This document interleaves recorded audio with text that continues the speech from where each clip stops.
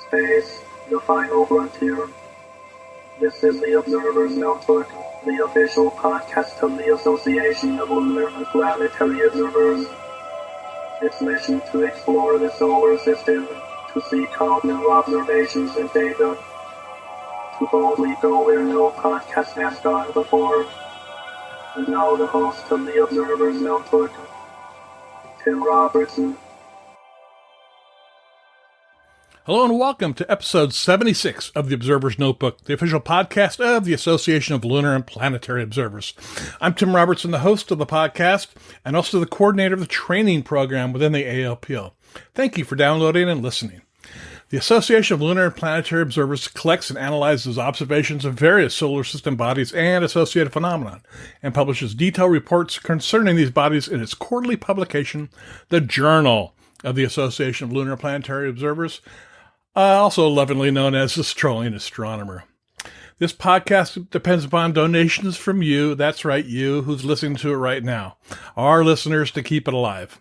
If you enjoy what you hear, you can donate to it via Patreon. You can give as little as $1 a month. If you feel even more generous, for $5, you receive early access to the podcast before it goes public. And for a monthly donation of $10, you receive a copy of the Novice Observer's Handbook. If you feel even more generous, $35 a month, you receive producer credits on the podcast and a 1 year's membership to the ALPO. Please, if you really enjoy the podcast, we could use your support. You can go to patreon.com, that's patreon.com/Observer's Notebook. If you'd like to join the ALPO, membership begins at only $18 a year. You can find out more at alpo-astronomy.org. You can find the ALPO on Facebook. Just search for ALPO Astronomy. And yes, this podcast also has a Facebook page as well. Just search for the Observer's Notebook. If you enjoy what you hear in the podcast, please subscribe. That way you'll never miss another episode of the Observer's Notebook. And now episode 76 with John Barentine from the International Dark Sky Association.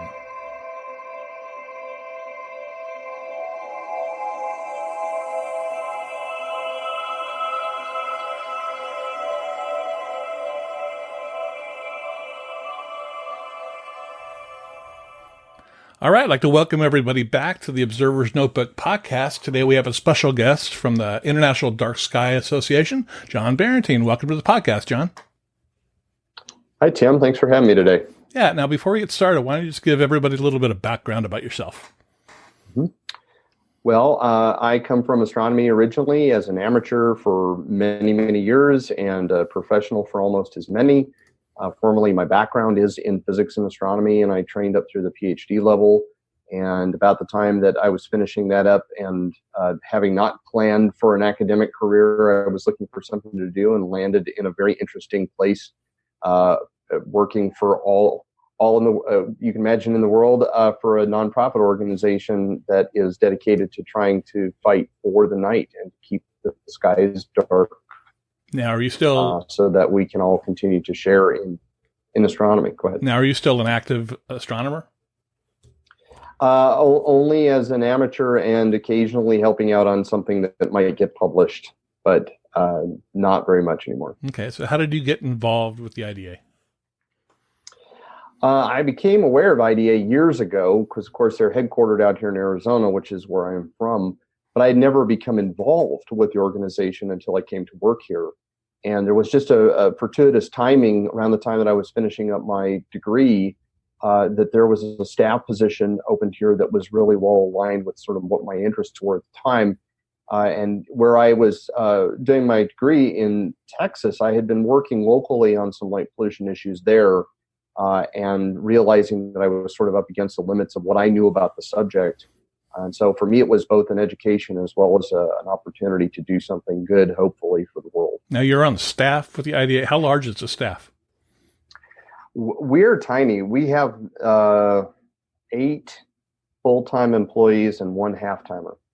Okay. So people are sometimes surprised when they show up here and they think we're going to have a staff of 100 people in our own building and everything. And it's a very small operation by comparison. Okay. Well, the organization focuses on light pollution, eliminating light pollution. Well, we might have some listeners out there that never even heard that term. Give us a rundown of exactly what is light pollution. Right.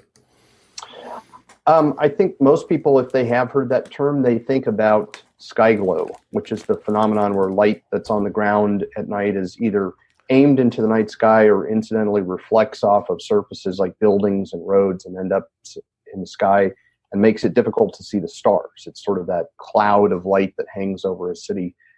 My own definition is more expansive than that, and it includes lots of effects on the ground.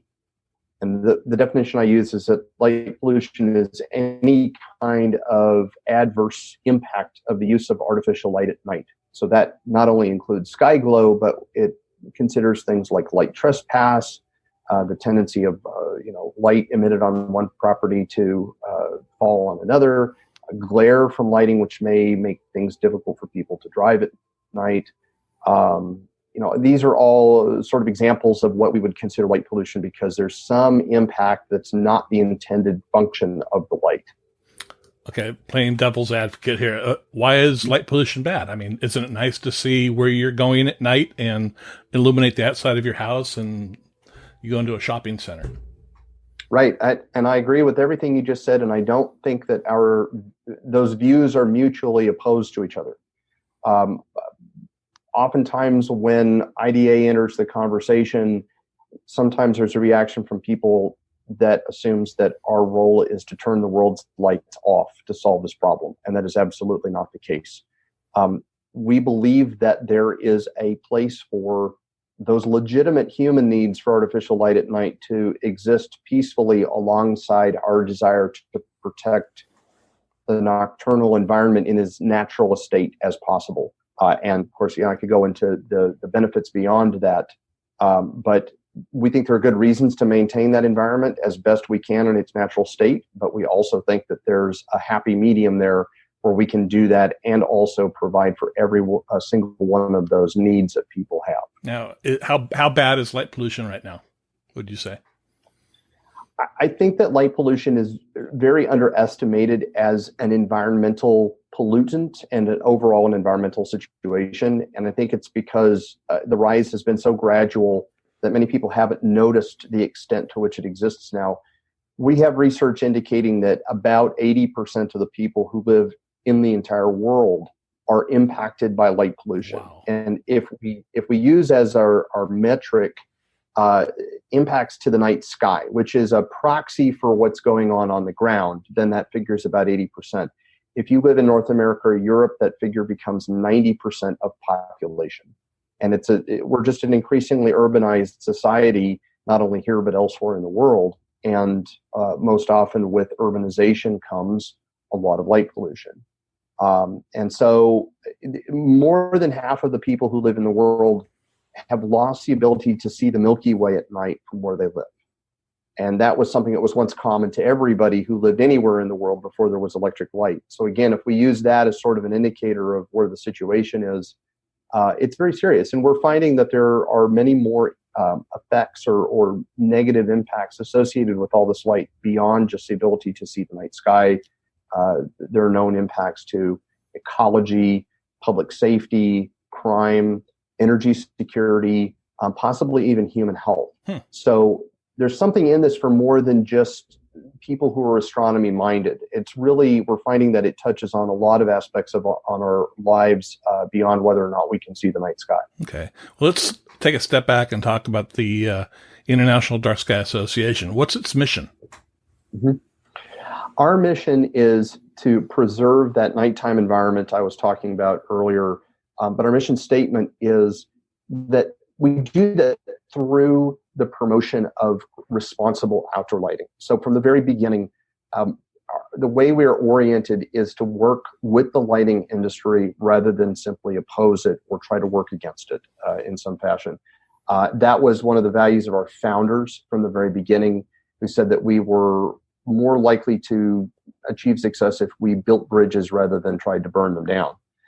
So from the start of the organization in 1988, we have worked with the lighting manufacturing community on the supply side of the problem to make better light fixtures for all kinds of applications. And I think we've achieved some degree of success in that, at least in the American market. Okay. But simultaneously, we work on the demand side. We're trying to change the relationship that human beings have with artificial light at night, not to eliminate it from our environment, but we think that if people are more mindful about those uses, that they will discover that they need less light all around to achieve the same goals. And if we become mindful, we waste less. If we waste less, then we need less. And therefore, coming from the demand side, now we're in synergy with the supply side. People's needs are met. We keep that light out of the night sky as much as possible.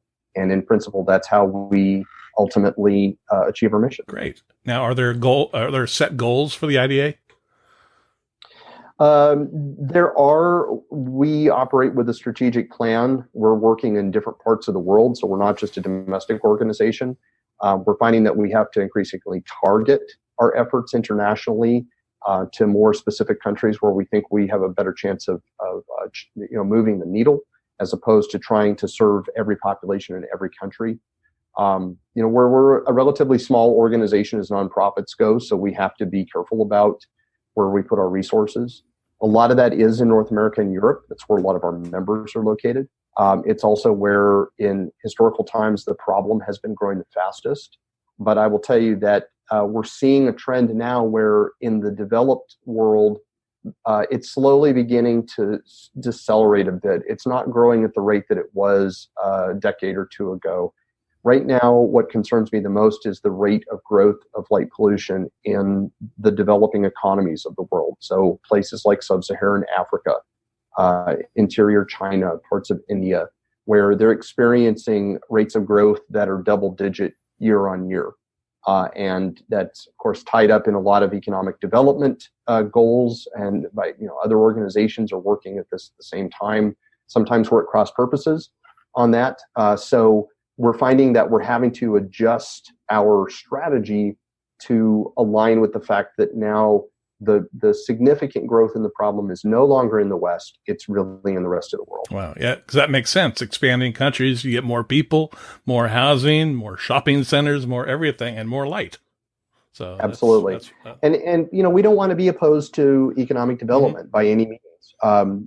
The same way that we think we can supply all of the needs that people have in lighting in the West, I think we can also meet development goals and promote things like rural electrification without the necessary consequence of that being a great growth in new light that it wasn't there previously. Okay. Now, can you give me a little history? You said the organization started in 88, I believe. Mm-hmm. And Yes. how it started and then how it's gotten to where it is today. Mm-hmm. We were founded by two astronomers here in Tucson, Arizona. One of them was a professional and the other was an amateur, but they were both concerned about the rate at which light was growing over the city of Tucson and how it impacted their hobby and their profession respectively.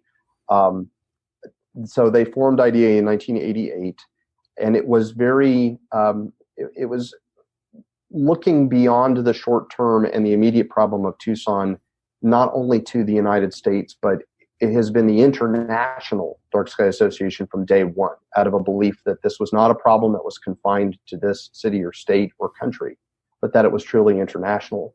And we've grown from a small operation run like a home business at sort of that scale up to an organization that now has just short of 4,000 members in dozens of countries worldwide. We have a number of chapters and sections throughout the world. We've really diversified the audience that we speak to, and in turn, that's brought us new constituencies of supporters. So, in the early days, it was a lot about astronomy and not so much about the other topics that I've mentioned. But gradually, we've come to see the seriousness of the impacts in those other areas. And it's not that we will ever discard astronomy or stargazing as one of the main concerns that we have to make sure that that can go on into the future without being unduly harmed by light pollution. But the way we look at it now, it's one item in a portfolio of many. And that helps increase the appeal of the organization beyond just the astronomy community. And I think that is crucial to a future in which we can envision actually accomplishing our mission. Yeah, because the astronomy community is small, relatively speaking. And Right. in order to make global changes like this, you really got to get the message out there to the right people. It's got to be a political message probably, or city type thing to ordinances have to change. It is, and what we have found in the process of gradually diversifying this message is, I feel like there's really something in it for everyone. They can say, I'm not concerned about the night sky, but I'm concerned about I'm reading about all this news in the media about health and about how blue light affects us and causes disruption to the circadian rhythm. And, what does that mean for my health? Or people who are very concerned about adequate nighttime visibility in their communities, in that when we have that visibility, it preserves public safety. It makes it more difficult for criminals to operate, but many of the ways in which we light our cities are contrary to that. So some people become involved in this because they want to make their cities at night better, and they may not have any interest on, what impact does that have on the night sky. Now, okay, let's talk about lighting. You said the different type of light. Well, are there good lights to have that would be more beneficial for making the sky better? Yes, there absolutely are. And it goes back to what I mentioned earlier about being mindful about the ways that we use light, because we think that if people think about it carefully, they'll realize it can be done differently and better. And it will not only prevent the pollution of the nighttime environment, but it'll cost less for one thing, and it will better target that light and make it more useful. A lot of times when I give public talks, for example, I try to reduce our advice down to what came to be known as the 4 Ps, like the letter P, where that stands for the word proper. And the 4 Ps are proper place, time, amount, and spectrum.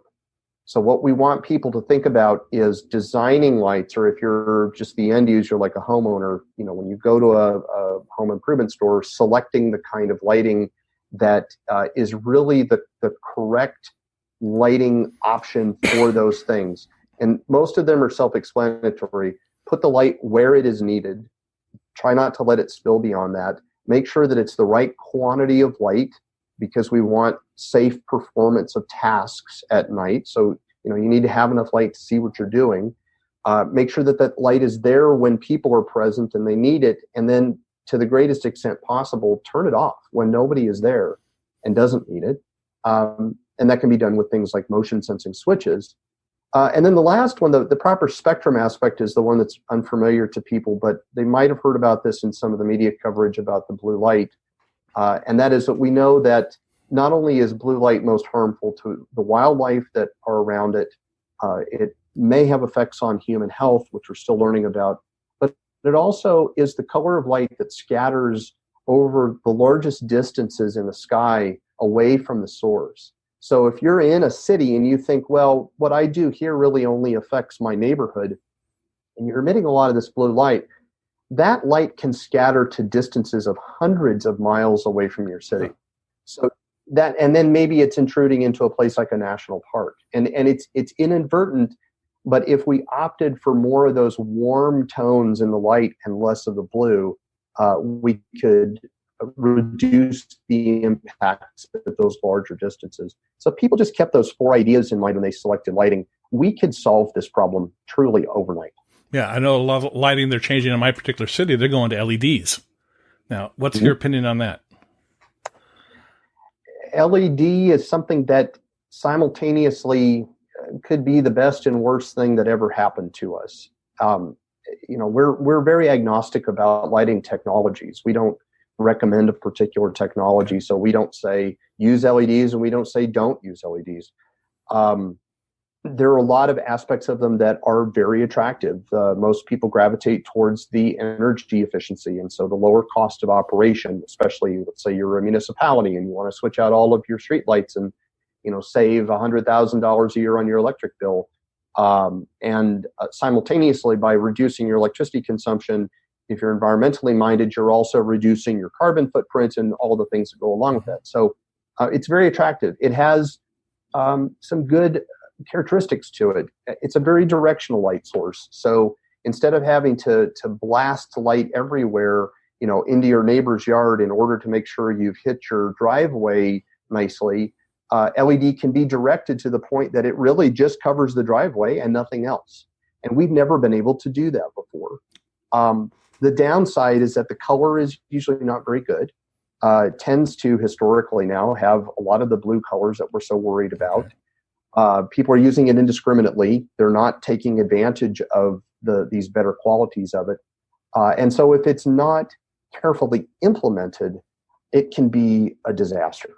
And so part of what we're trying to do is say, we're certainly not telling you to not use LEDs, but just to be very careful in how you use them, in hopes that if people do it well, that this could actually make the situation better for light pollution. That's great. Yeah. I remember I was driving through, you talk about location of the lights and things like that. I was driving through Colorado, some remote road in Colorado, and I noticed their light fixtures on the highway were huge. They were high, real high in the sky, but they all had a dome over them, which directed the light. Because I remember driving down, because I was cognizant of light pollution and things, and I was able to see stars next to the light fixture, which you can't do. And someone was smart about how they designed the dome around the light and put the light so high up that it covered a larger area on the ground and directed the light. And it was really, really interesting to see. Right. And simply by putting the shield on that light that ensured that the light was all aimed down, instead of throwing half of it into the night sky, now you're putting 100% of it on the ground. And in order to do that, you find that you need half of the electricity and the light that you did before. Yeah, that was very interesting. Yeah, I was at a star party this last Saturday night, and we were looking at a couple of the planets. And in the east, we had a little mountain range. But as soon as the sun went down, I went, "Oh, the moon's coming up soon." And I waited, and I waited, and I waited. Then I'm an astronomer. I should know when the moon comes up. Well, it comes up at 10:45 at night. And I'm like, oh, that's a sky glow from the city next to us, And I was at an observatory. So it's just like, oh, wow. I mean, the impact of that on your, for astronomers, yeah, we understand it. But just, I was fooled by the sky glow, thinking it was the moon. Interesting. And again, it's that gradual, slow development of those light domes over the course of many years is why a lot of people don't even know that it's happening until suddenly they walk out one night and they say, you used to be able to see the Milky Way from here. Right. And they only realize it after it's gone. That's true. And you mentioned another thing about neighbors' lights. What do you do about a neighbor who's got a light that shines into your backyard? It's nearly a daily occurrence around here that we get phone calls from people, from the public, that start out to the effect of, my neighbor has a porch light. I mean, it's the most commonly encountered light trespass situation that I think exists, and basically everybody has a feel for what is involved. From our founding, as I said, we worked with the lighting industry to try to make better light fixtures. We have also promoted the notion of civil dispute resolution. Oh. Rather than litigating, taking people to court, threatening to sue them, et cetera, as a way of dealing with this problem. In very many cases, this works. I think people are they're afraid to confront neighbors about problems for a variety of reasons, at least in our country. But more often than not, when the approach is made, the person with the light that's considered offensive, they will often say, I had no idea. I didn't realize this was impacting you. If the neighbor with the complaint comes armed with some reasonable suggestions for how to resolve that, more often than not, people are willing to do it voluntarily. That said, the long term, the way to promote this is by codifying it into law. And so we promote the idea that, if there's sufficient support in a community, you really should adopt a lighting ordinance that sets forth a set of standards and rules and norms that everybody understands what the expectations are. And that can also be used effectively to try to prevent issues from turning into problems between neighbors. Have you been successful in that? It's a mixed bag. Sometimes, as I said, neighbors wanting to maintain good relations will correct problems voluntarily. We've been pretty successful in getting a lot of U.S. municipalities to adopt lighting ordinances, a number of which are pretty good.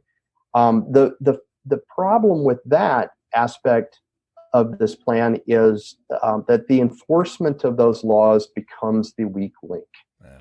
People feel good about putting the rules into place and say, okay, our work here is done. And then some time goes by, and now you have to start enforcing that law, and people become upset about it. In many cases, they'll say, I'm just simply not going to follow this law. Many municipalities don't have anything like a code enforcement officer, and their complaint or their enforcement system is complaint based. So if there's no one to go out and establish that a violation is happening, there's no way to use the law to correct a bad situation.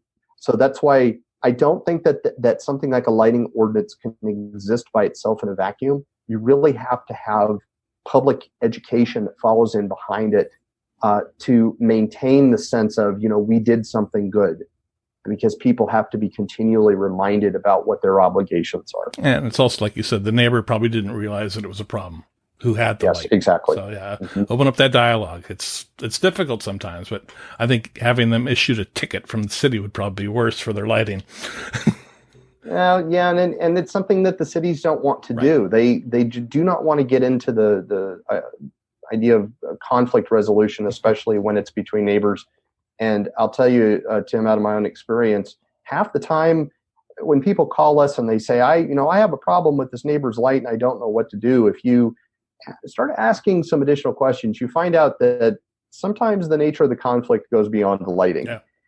And the lighting is just one symptom of something bigger than that. And so, you have to handle that very carefully. That's very true. Very true. Now, the IDA has International Dark Sky Places.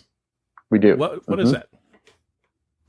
So our International Dark Sky Places program is a kind of a third-party certification. And so a familiar sort of thing to a lot of people in the U.S.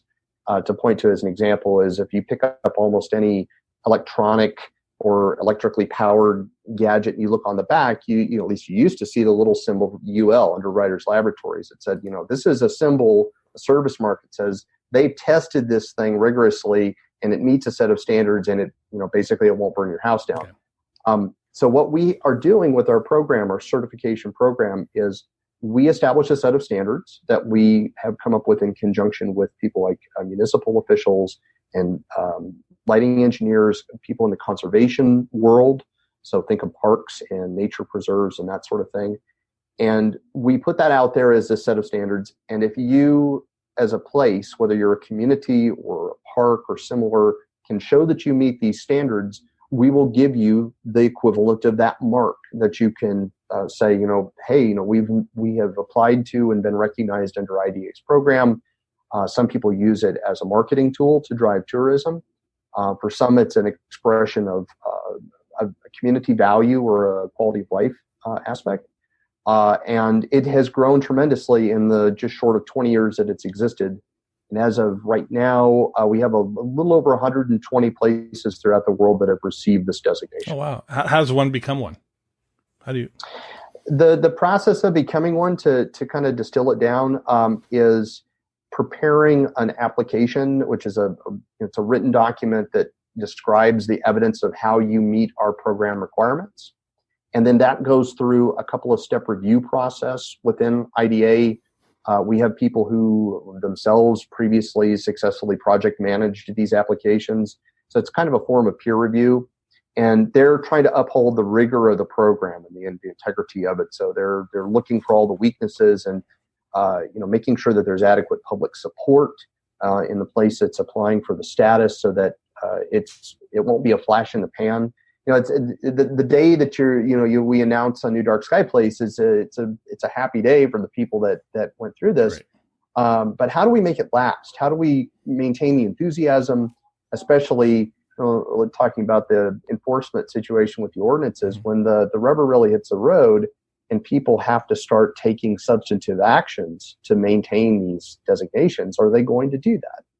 And if you survive that scrutiny, then you're added to the honor roll, as it were. And then that conveys to the place the right to use IDA's name and its logo in connection with its marketing, et cetera. Okay. And it's kind of a badge of pride, as it were. That's very interesting. Now, how can someone get involved with the IDA? There are plenty of ways to get involved. At the most fundamental level, we're a member-supported organization at about the 80 or 85% level. So we're always happy to be financially supported by people. But we have very many volunteer opportunities. We have a network of chapters throughout the U.S. states and in different countries in the world that are branches of IDA locally, so they represent us. So if you're interested in being involved in these issues and speaking with some authority, that's a way to do it. We have opportunities for people that don't want to quite go that far, but maybe they have a very local issue that they want to work on. We have resources that will support people in those efforts, whether it's dealing with a neighbor who has problematic lighting or whether it's trying to convince your community to enact a lighting ordinance. We have resources that will cover you on all those bases. And then for people that don't feel necessarily compelled to get involved directly or in a local issue, we have a good social media presence. We have a great website. Just sharing the information. We're still in the phase of this issue as an environmental concern where we're raising awareness. And the very best thing that people can do who want to be involved in some way is to help us get the word out, just help raise public attention to this issue. Because it's one of the few cases that I can think of where we know what the solution to this problem is. We know very well what it is.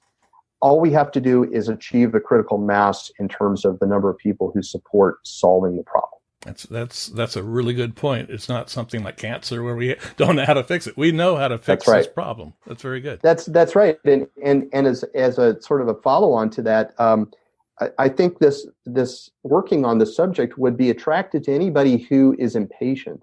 And I say that because if you look back in environmental history, we did manage to get over the worst of problems like air and water pollution, but it was a slow going process. If you stop polluting your river, it may take many years or decades to flush all of the pollutant through the system, right? You have to wait to see results.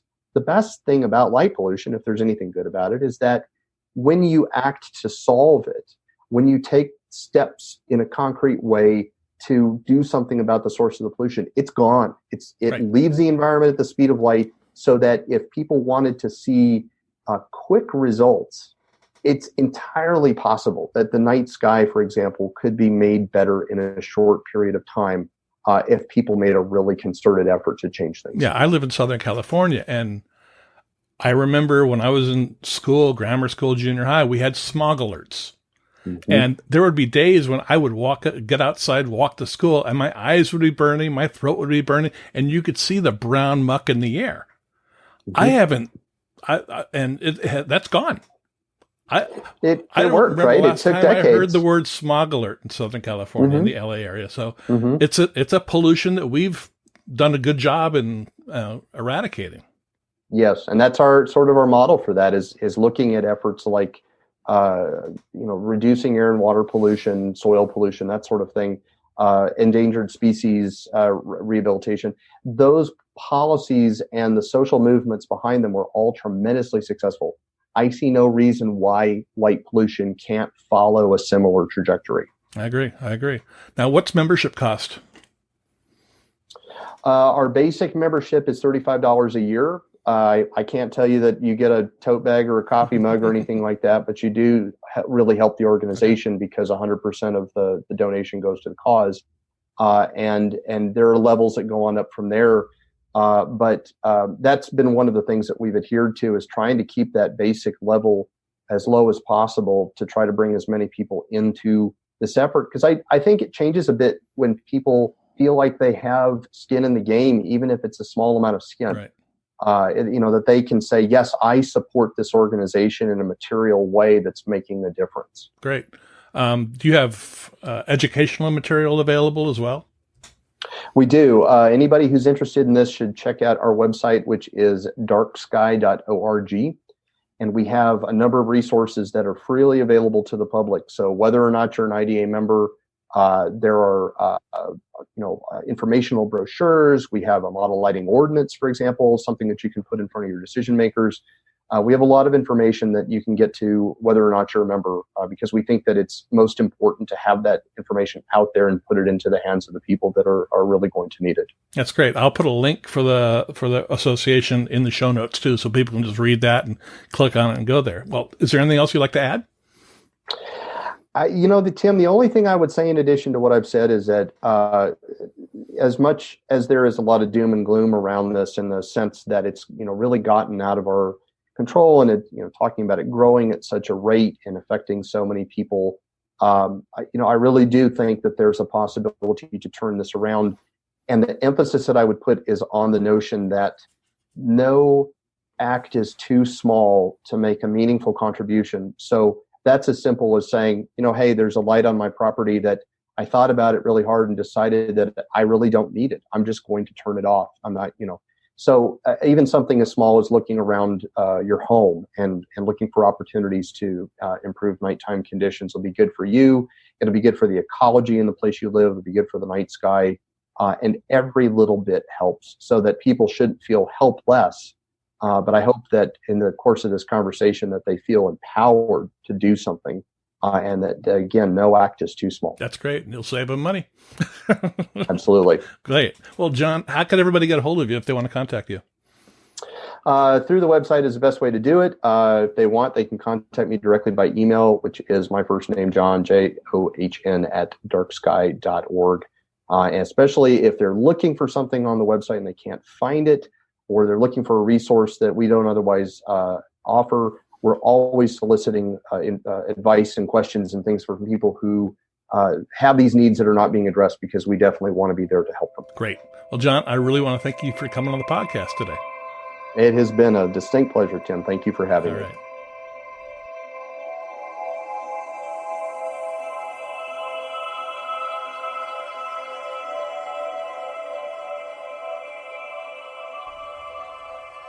Well, that'll do it for this episode of the Observer's Notebook podcast. I again want to thank John Barentine coming on and giving us a really good discussion about the International Dark Sky Association. We upload a new episode of the Observer's Notebook every few weeks. You can subscribe to us on iTunes. If you do, please rate and review us. I really appreciate it. You can also listen to us on iHeartRadio, SoundCloud, Spreaker, Google Play, Stitcher, and Amazon Echo. You can help support the podcast by donating to it via Patreon. You can give up to $35 a month, where you will receive 1 year's membership to the ALPO and producer credits on the podcast. And with that, I want to thank the producer of this podcast, Steve Siedentop, for his continued generous support. Thanks a lot, Steve. The link for Patreon, as well as the link for the ALPO, is in the show notes. You can contact me via email at commentman@commentman.net or on Twitter at ObserversNPPod. Until next time, my hope is you always have clear and steady skies. Thanks for listening.